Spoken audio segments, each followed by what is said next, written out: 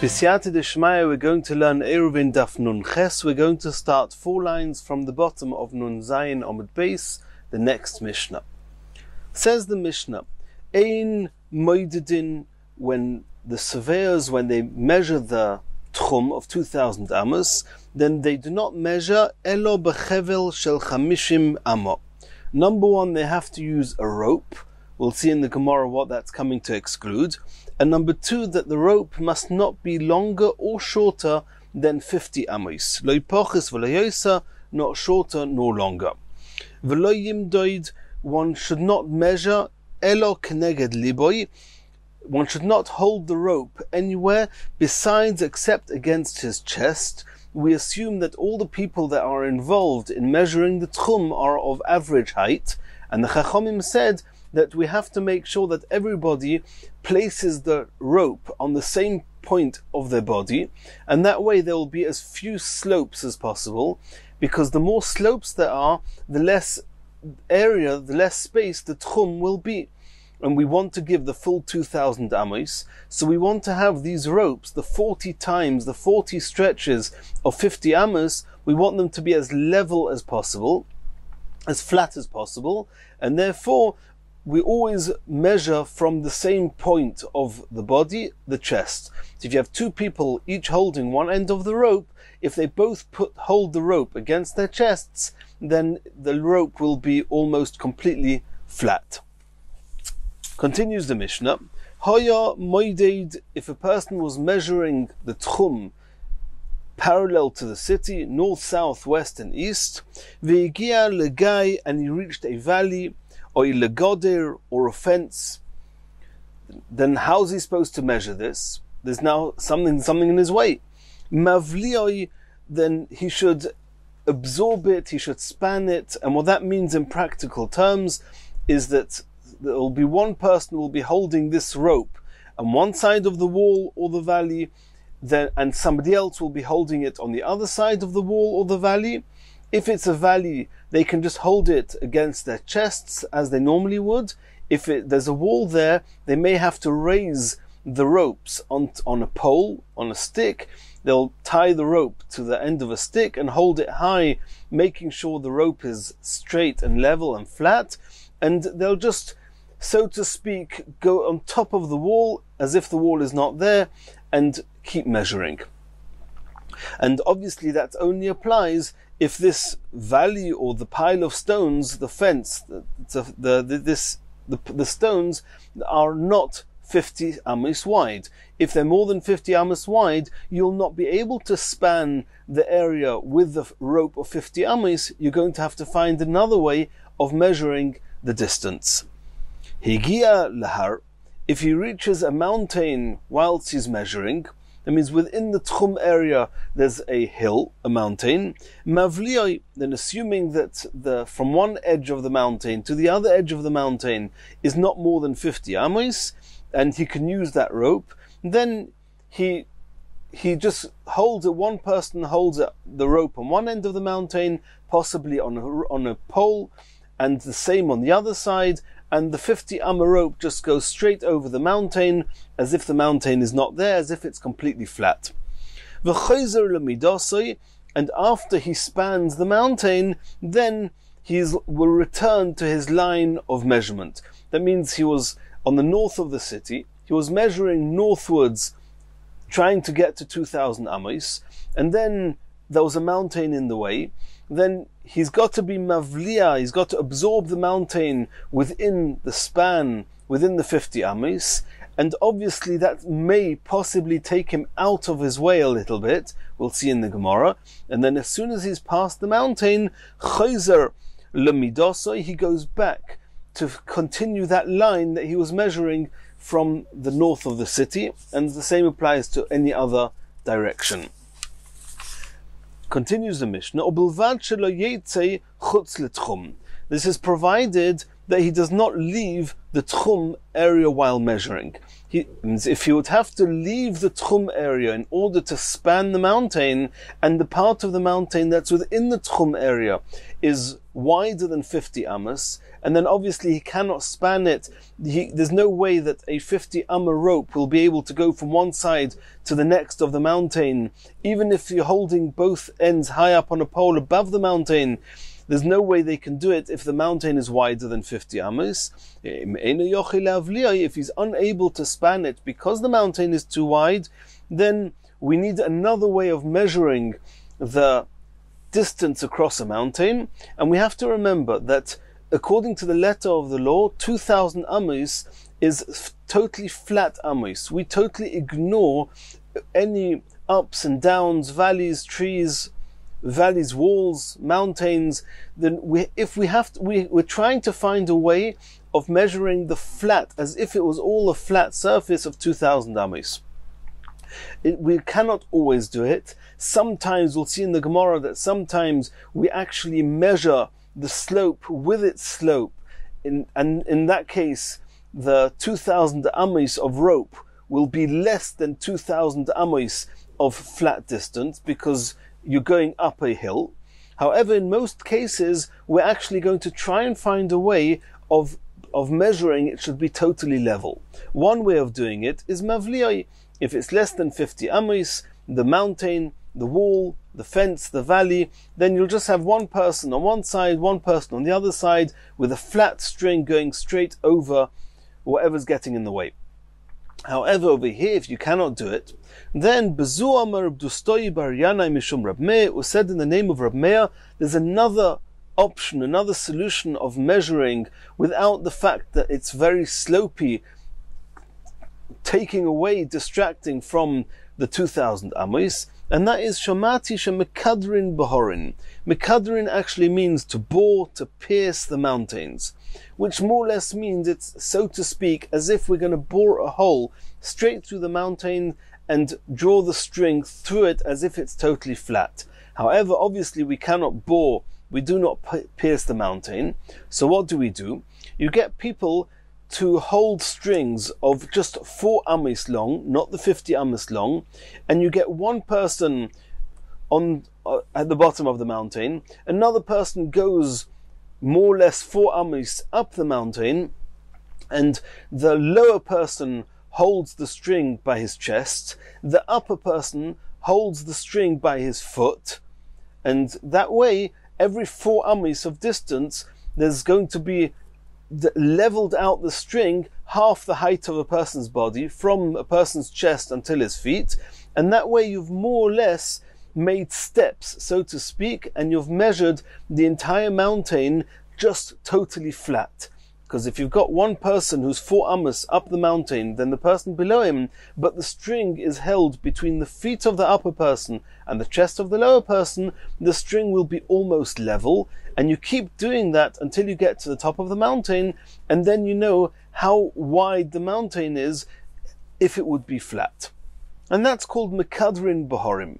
And we'll see in the Gemara that there are a couple of other ways of measuring different distances. Let's see the Gemara. Says the Gemara, Minoa Namili, what is the source that the rope used has to be of 50 amos, not more, not less?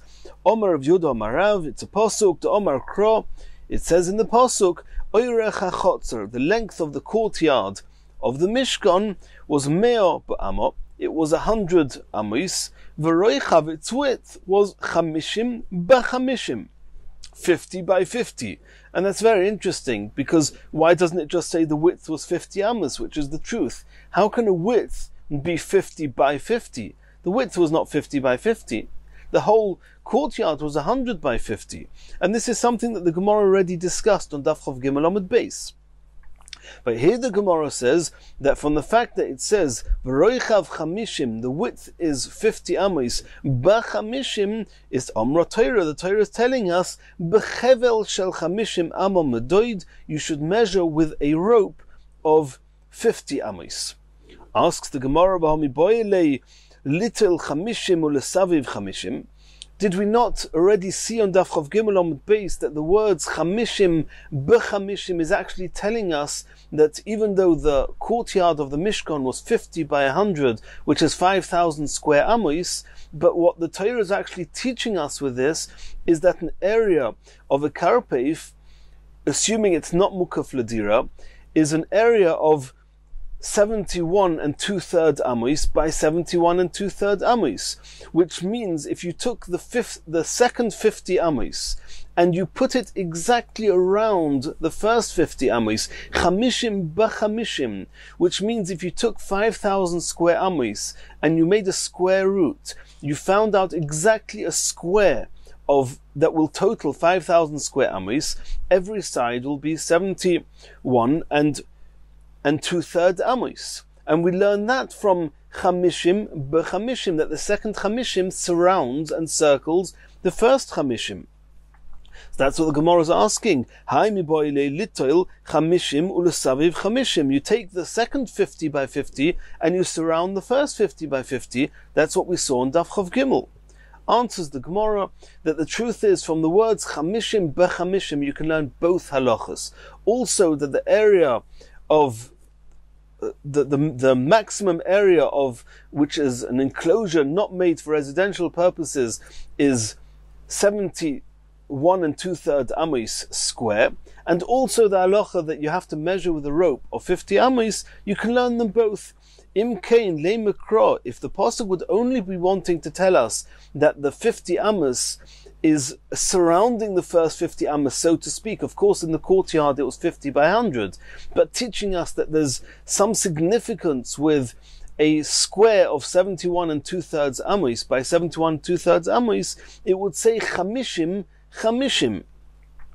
that it's 50, which means that 150 surrounds the other 50, and if you took 50 by 50, which is 2,500 square amos, and you spread it around an existing area of 2,500 square amos, you'll have an area of 5,000 square amos, where every side is 71 2/3 amos. My chamishim b'chamishim, the extra base. Why does it say in the pasuk the 50 amos is b'chamishim? It's by means of, it's with 50 amos. Shamos minot tarati, to teach us this second halacha as well, that the rope that you use has to be exactly 50 amos. Continues the Gemara. Lo pochis v'lo yosa. The Mishnah says you're not allowed to use a rope that's more than 50 amos, nor less than 50 amos. Tona, we learnt in the Brisa, Loi pochis, why can you not use a rope that's less than 50 amos? Mipnei shemarbe. If the rope is too short, a person will typically, or the people will stretch the rope, and that way, if you're going to measure 40 times distance of this rope, that should take you to 2,000 amos, but if you're stretching the rope, then when you do 40 times the distance of this rope, then you're actually going to get, obviously, if it's less than 50 amos, you'll be doing it more than 40 times. But however many times you'll be doing it, if you're stretching the rope, you're going to have more distance than you're actually allowed, and that's no good. V'lo yoser, nor are you allowed to use a rope that's longer than 50 amos, mipnei shemamayit. Because it's longer and heavier rope, the weight of the rope will make it sag in the middle, and you'll think that you have a rope of, let's say, 60 amos, and you'll do it that many times, you'll multiply 60 till you get to 2,000. The truth is you'll have less than 2,000 amos, because even though it's a 60 amma rope, the distance between the two ends is going to be less than 60 because it sags. And we don't want the people to have less than 2,000 amos for the tchum, and therefore you have to have a rope that you're not going to stretch and is not going to sag, and that's exactly 50 amos. And now we have to discuss what type of rope should be used. So it's going to be a machlokes in the Gemara. Omer Reb Asi. Reb Asi says, Ein moidedin elo b'chevel shel afsakimo. You have to use an afsakimo rope. Asks the Gemara, my afsakimo? What is this afsakimo? Omer Reb Abba says, nargila. It's something called nargila. And in this version of the Gemara is asking, my nargila, what is this nargila, which means afsakimo, and that's the rope you're supposed to be using. Omer Rabbi Yaakov explains, Nargila is diklo dechad nevara. It's a palm tree with just a single vine growing around it, and that type of the rope made of that type of a palm tree, that's the rope you're supposed to use. That's nargila, that's afsakima, and that's the rope you use for tchum. Ikad Omra, there's another version. My afsakima, what is afsakima? It's actually a machloikus. Reb Abba Omar nargila. Reb Abba says nargila, and we don't know what nargila is. And Reb Yaakov Omar, Reb Yaakov is now not explaining what nargila is. It's an alternative explanation to what afsakima is. He says, Dikla dechad nevara. What we saw before, this palm tree with a single vine, that is called nargila, but not necessarily the description of afsakima. And those are the two versions in the Gemara. Tanya, we learnt in a Brisa, Omar B'Yeshua ben Chananya, the truth is that the best thing to use for measuring would have been iron chains.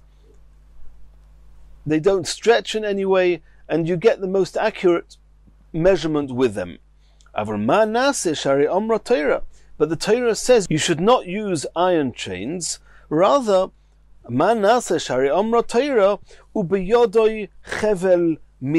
it says in the Pasuk that in his hand was the measuring rope, so you see clearly that the material used should be a rope and should not be iron, should not be metal. Asks the Gemara, V'oksiv, is it not saying another Pasuk, Ubiyad ha'ish knei hamidah, that in the hand of the man was a measuring stick? So you see that they used a stick, not a rope. Answers the Gemara, Hahu l'tarei. If you want to measure small distances like the width of gates, then you can use sticks to measure with a stick. But when you're measuring larger distances and trying to measure the tchum, then you have to use a rope, as we saw. So that was what we just saw of Asi's opinion, that we're supposed to use the afsakima rope, and we had a discussion what this afsakima is, as we saw. Tanya Rav Yosef. Rav Yosef argues with Rav Asi and says, Shloisha chavolim heim. There are three types of ropes.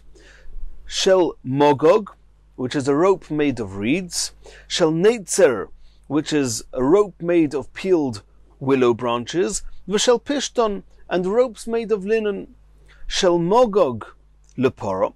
When did they use the ropes made of reeds, which they used that for the pora aduma? Titnan, as we saw in the Mishnah, that since they wanted that everything to do with the pora aduma should be with materials that are not susceptible to become tomei, therefore Mishnah says, kofsua, they would tie the pora aduma bechevel hamogog, with a rope made of reeds, which is not mekabel tuma, unasnua al gav marachto, and they would place it on top of the pile of woods on which it was going to be burnt. Shel netzarim, the rope of the willow branches, what was that used for? L'saita, it was used to test the saita. Ditnan, we learnt in the Mishnah.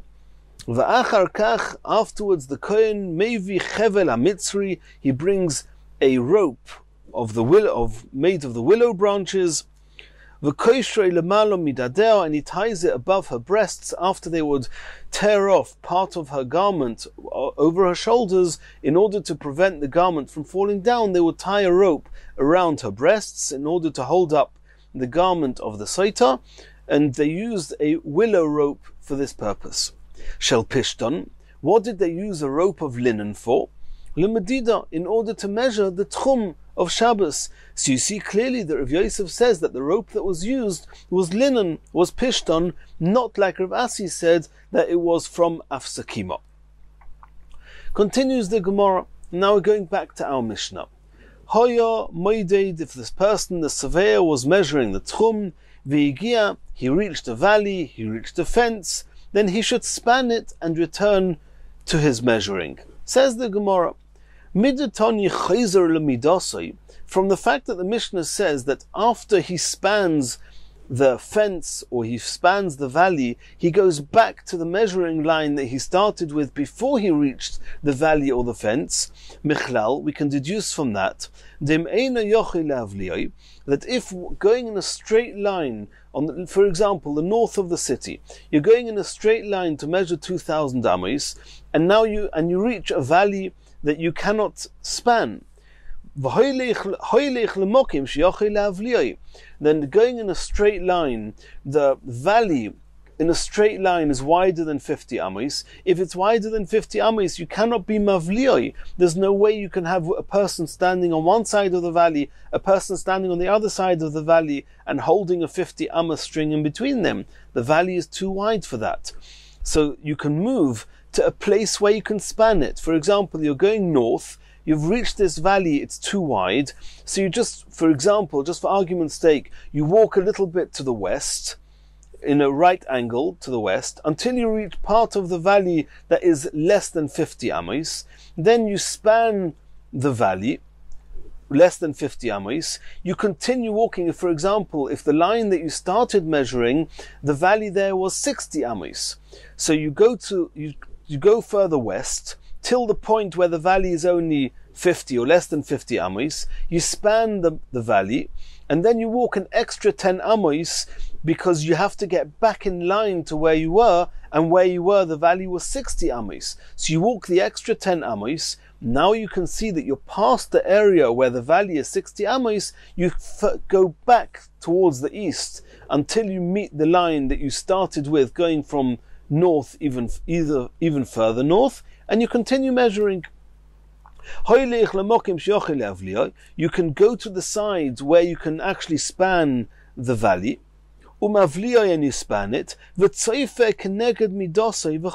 you look back, before you turn back to the east, to the line you were, you make sure you've travelled north enough that you're actually past the entire 60 amas width of the valley. That's called tzoifer. You look back towards where you were to see that you've passed that width, and then tzoifer keneged midosei, to look back parallel to the line that you were where you started. Now that you've gone past the whole width of the valley, then the chayzer, you go back and continue measuring in a straight line. Tanina lahadu ton rabbanon. We've learnt from this Mishnah, we can deduce, and we can see something that we learnt in a Brisa. The Brisa says, Hoya moideid, if somebody was measuring the tchum, vegio hamido legai, and he reached a valley. If the width of the valley is less than 50 amos, or not more than 50 amos, then mavlioi, he should just span it as we saw before. If he cannot, he should go to a place either further east or further west, and to a place where the valley is less than 50 amos. And then he should span it. And then he should look towards his original line of measurement and keep moving north until he knows that he's gone far enough that if he goes back towards the east where his original line was, he's past the valley, and he continues measuring. Continues that, and so that means even though in the Mishnah it didn't say it in that many words, from the fact that the Mishnah says that you go back to the line you were, you can deduce from the Mishnah that if the valley is too wide, you go to the sides to span a narrow part of the valley, and that's something that it actually says explicitly in the Brisa we just learnt. Continues the Brisa, Im hoyo gei mu'ukum.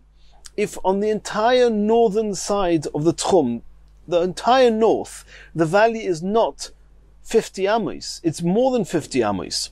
And the only way you can actually span the valley is, for example, if the valley at the end, that means it's a valley going along the whole north of the town, and then the valley actually goes south when it reaches the west, for example, the west corner, it goes southwards. And if you then follow the valley towards the south, then you can go from towards the south on the west side of the city, you can then go from the east side of the valley to the west side of the valley, it's less than 50 amos, and then walk all the way around going up further up northwards and then turning to the east when you reach the top. And that way you can overtake the valley. That means that you're measuring, that means you're spanning the valley, not on the side of the city that you're actually measuring at this point. If the valley was curved, then we do not allow you to do that. You have to measure only on the side that you're trying to measure the 2,000 amos. So we need to find another way of measuring how wide this valley is without actually being able to span it in any way. So what do?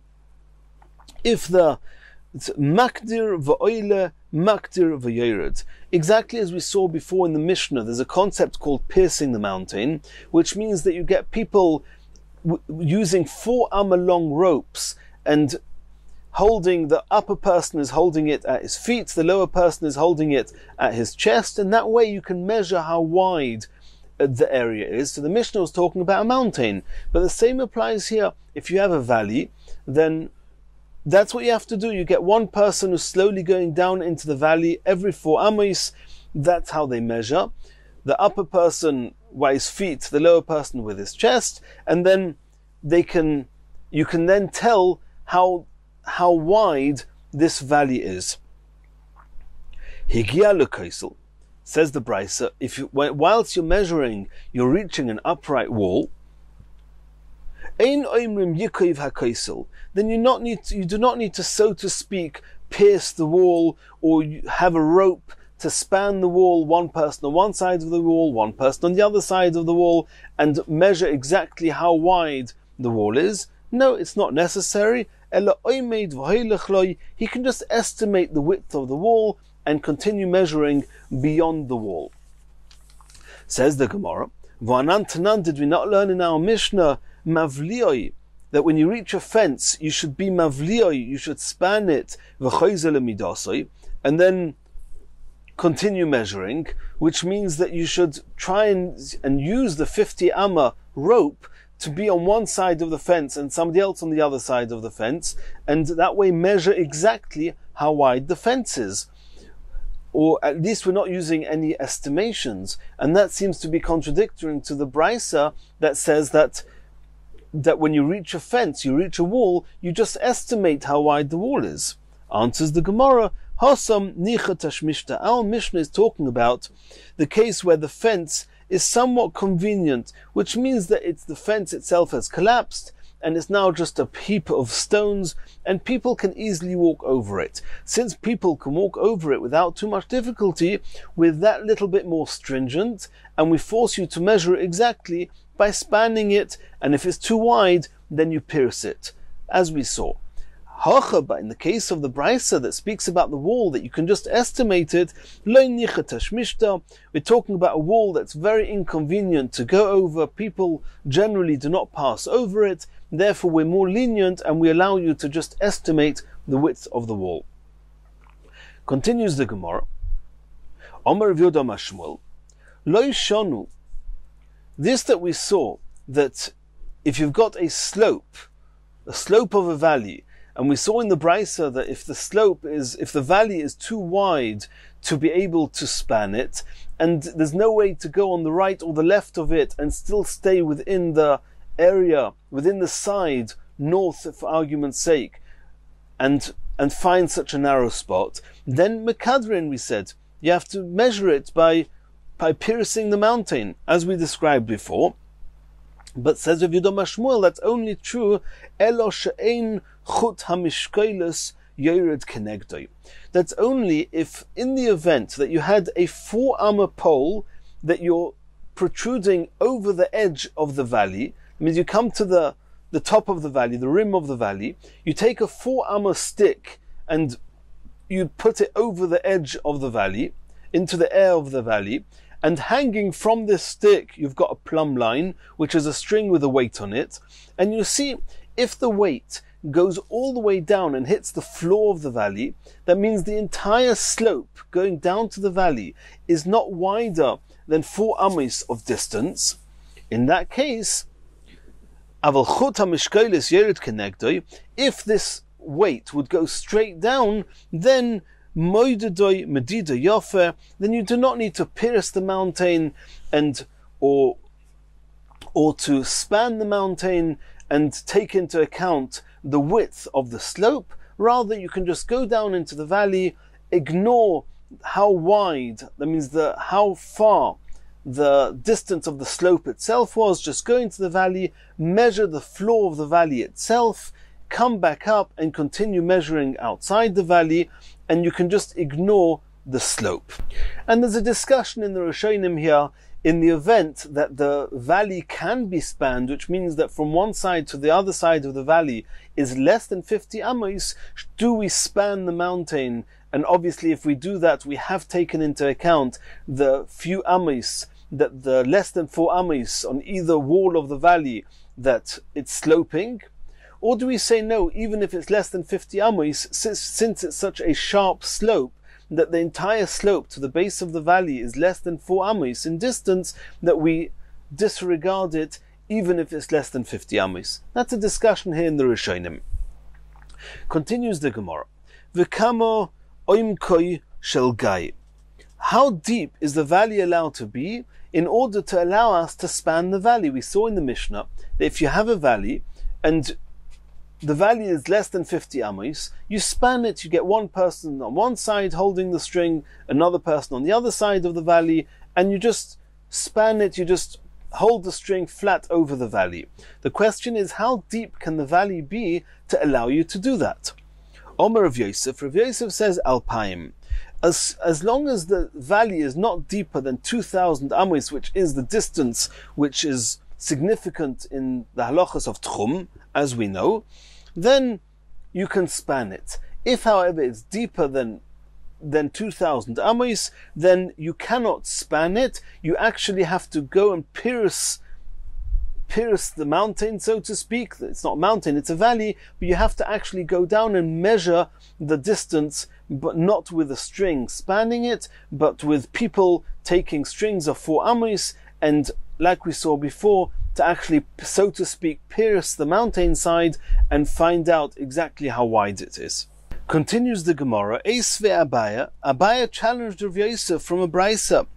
The brisa says, Omoy kmeo v'roichav chamishim mavlioi. When can you be mavliya? Can you span the valley and just pull a rope over the top of the valley? Is if it's 50 amos, not more. And if it's not deeper than 100 amos. He didn't say 2,000 amos. He said if it's deeper than 100 amos, you cannot be mavliya. Ve'im lav ein mavlioi. If it's not 100 amos or less deep, you cannot be mavliya. And that seems to be contrary to what Rav Yosef said, 2,000 amos. Answers the Gemara, Hu d'omar ka'achirim. It's true that this brisa says 100 amos, but Rav Yosef was following achirim in a different brisa. The Tanya we learned in the brisa, achirim oimrim, afilu omei karpayim v'roichav chamishim. Even if the valley is 2,000 amos deep and 50 wide, you can still span it. Ikad Omra, another version of this discussion, Omer Rav Yosef. Rav Yosef says, afilu yoser me'alpayim. You can span a valley even if it's more than 2,000 amos deep.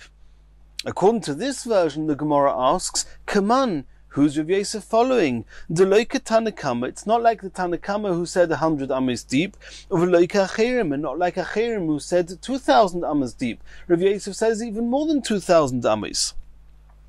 Answers the Gemara, Hasam, the brisa is She'ein Chut HaMishkeilas Yered Kenegdoi. And that is if the slope, the slant of the valley is wider than 4 amos, which means that if you put this weight on the plumb line all the way to the bottom, it's not going to reach the bottom. It's going to hit the walls, which means that the slope of the walls itself is wider than 4 amos. And since it's a moderate slope, it's possible to be mekadrin, it's possible to measure it by, so to speak, piercing the mountain, letting people go down the slope and measuring it. Therefore, there was a machlekes whether up to 100 amos or up to 2,000 amos, but beyond that, you have to actually measure it and not just be mavliin, not just to span it from above. Hocha, however, of Yosef, who said even more than 2,000 amos you can span it, is bechut hamishkeiles yered kenegdoi, is talking about that this plumb line with a weight at the end of it is reaching right to the bottom of the valley.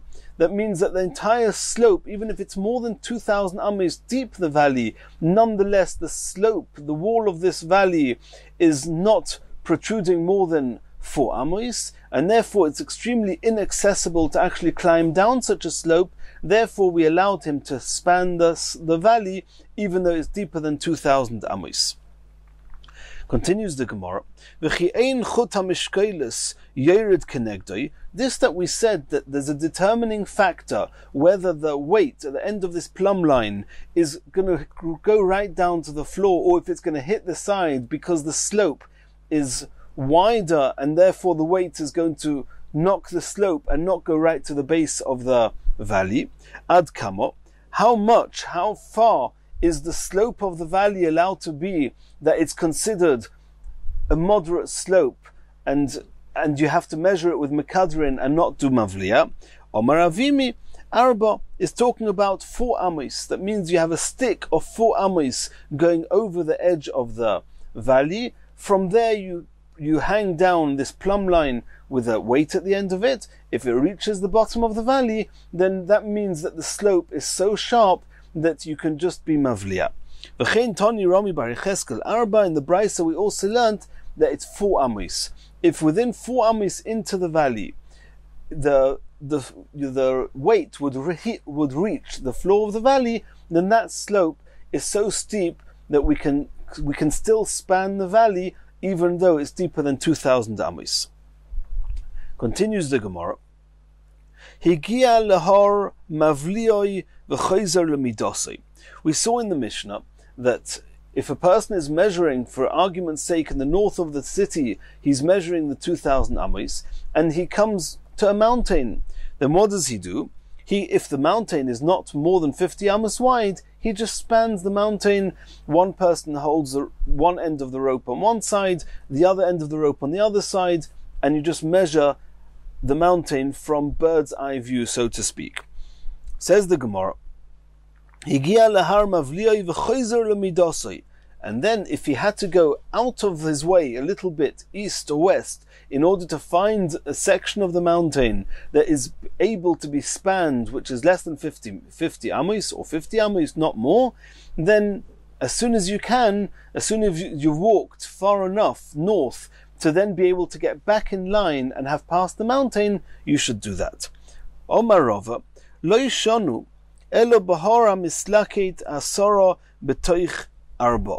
What type of mountain did they allow them to span in the event that it's less than 50 amis from side to side? That's only a mountain the slope is such that within 4 amis, walking 4 amis, horizontally, you've already reached a height of 10 tfachim. However, if the slope is even more moderate, and you have to walk 5 amis before you've reached the height of 10 tfachim, in that case, then you do not span it. You have to actually measure the slope itself. You put the rope, so to speak, on the floor of the mountain, and you measure it. You measure the floor of the mountain, the whole slope. And obviously, in that case, when you get to 2,000 amis, you're going to reach the 2,000 amis mark, even though it's considerably less than what it would have been if you would have just spanned the area. So what did we see so far from here? From Rava. Rava said that when the slope is relatively steep, which means that within 4 amis you reach a height of 10 tfachim, then you can span it. If it's a little bit less steep than that, then we're even more stringent, and you actually have to measure the slope itself. Now the Gemara says, Rav Huna Breder of Nosson Mastni Lekula. He learns it even more lenient than Rava. He said, well, it's a different version of Rava. He says that Rava is more lenient than we mentioned before. Omar Rava, lo yishonu, when are you allowed to span the mountain? Elo bahara mislakit asara mitoy chomish. If it's quite a moderate slope, which means that it takes 5 amis to reach a height of 10 tfachim, then you can span the mountain. Not like we saw before, that in that case, you have to be more stringent and you actually have to measure the actual distance along the ground. No, he says in that case you can span it. If it's even more steep and within 4 amos you already reach a height of 10 tvachim, so beforehand in the first version of Rava we said that in that case you can span the mountain. In this version of Rava he's even more lenient and he says you don't even have to span the mountain, you can just estimate how wide the mountain is and continue counting beyond the mountain. Continues the Gemara. The Mishnah says that when you're measuring and you have to bypass a wide part of a mountain or a valley by going, for example, if you're measuring on the northwards, you have to go a little bit to the east, a little bit to the west. However, you're not allowed to go outside the tchum area in order to reach a part of the valley or the mountain that is narrow enough that you can actually span it and measure it. Asks the Gemara, my Tama, why is one not allowed to go outside the tchum area? What's the difference? We're not allowing you to walk outside the tchum. All we're doing is going outside the tchum to help us measure the distances. But once we measure the distances, of course those distances are only going to be allowed within the tchum area. Omer of Kahana Gezeira Shama Yoimru Midas Tchumin Ba'alekan.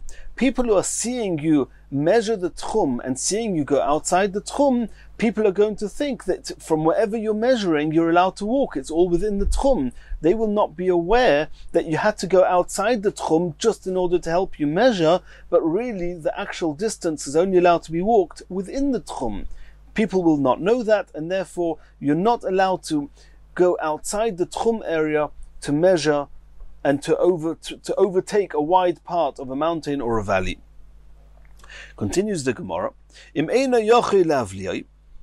We saw in the Mishnah that if for whatever reason, we know what reason, if it's too wide and therefore he cannot span the mountain, the Mishnah says that's when Reb Dastoi Bar Yanai said in the name of Reb Meir that you do mekadrin, you pierce the mountain, you do not use a rope of 50 amos, you use a rope of 4 amos, and you have people who are 4 amos away from each other, and one person, the upper person, is putting the rope by his feet, the lower person by his chest, and that way you can measure the distance of the slope. Says the Gemara, Tanu Rabban on Keitzad Mekadrin. How does this procedure actually work of piercing the mountain? Tachton Kneged Liboy, the lower surveyor, the lower person is holding the rope by his chest. Elyon Kneged Margaloisov, and the upper person is holding the rope to his feet.